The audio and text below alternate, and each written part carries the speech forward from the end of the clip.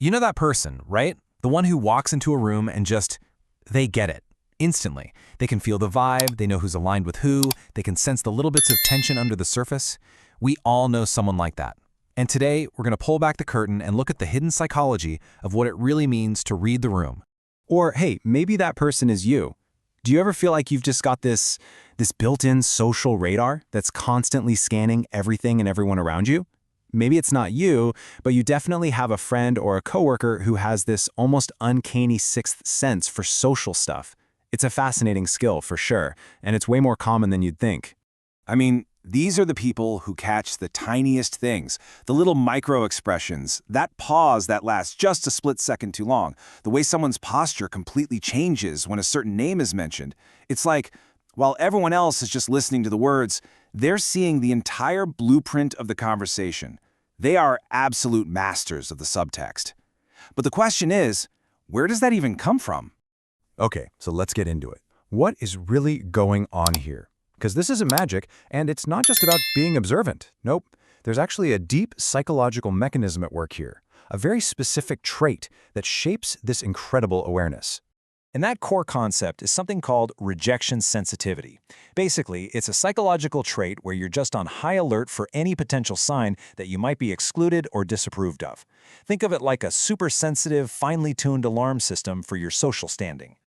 Now, here's what's so interesting. This is not the same as typical social awareness. Not at all. See, most people notice the obvious stuff, right? Someone frowns at them or gets up and walks away. But a person with heightened rejection sensitivity, they're playing a totally different game. They're not just reacting to clear signals, they are anticipating.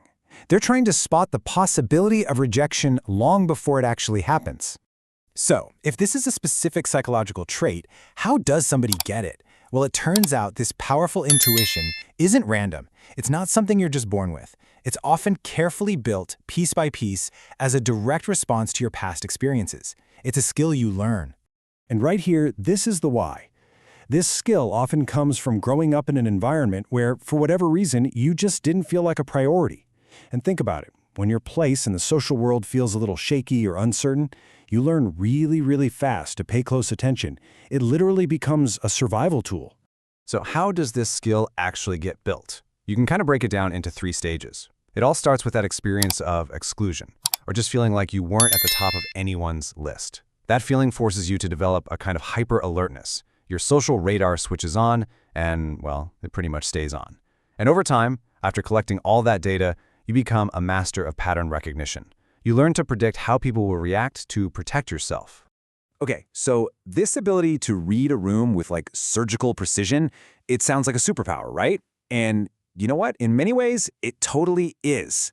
But like pretty much any superpower, it comes with a cost. It is a classic double-edged sword. First, let's talk about the good stuff. The power here is incredible. This trait can give you amazing social intuition and a really deep sense of empathy for other people. Honestly, these are the people you want on your team when you're dealing with tricky office politics or trying to fix a fight between friends. They don't just see the pieces on the board, they see the whole game. But then, there's the price you pay. That social radar, it's always on. And that constant scanning, analyzing, and processing can be completely exhausting. It can lead to some serious anxiety and social burnout. You end up putting every little interaction under a microscope, and it can almost be impossible to just relax and turn the darn thing off. So, knowing all of this, how should we look at this trait? Whether it's something you recognize in yourself or maybe in somebody you care about. This last part is all about shifting our perspective, about completely reframing what it means to be a room reader. And this quote, this really gets to the very heart of it. This trait isn't a flaw. It's not a sign of being too sensitive or overthinking things. It is a sophisticated, highly developed adaptation that you built to deal with your past circumstances. It's a skill that was created for a very real purpose. So here's the key takeaway, the main thing to remember. If you have this social radar, it is not evidence of some defect you have in the present. It's a story. It's a living story about your past. And when you understand where it came from, you can start to see it not as a source of anxiety, but as a testament to your own resilience and your amazing ability to adapt. And that leaves us with one last really powerful question to think about. The goal isn't necessarily to shut the radar off. I mean, that might not even be possible. Instead, the real challenge is this. How can we learn to use it with intention? How do we take this incredible perceptive ability, a tool that was once built for survival, and learn how to turn that vigilance into connection, understanding, and real wisdom? Now that's something worth thinking about.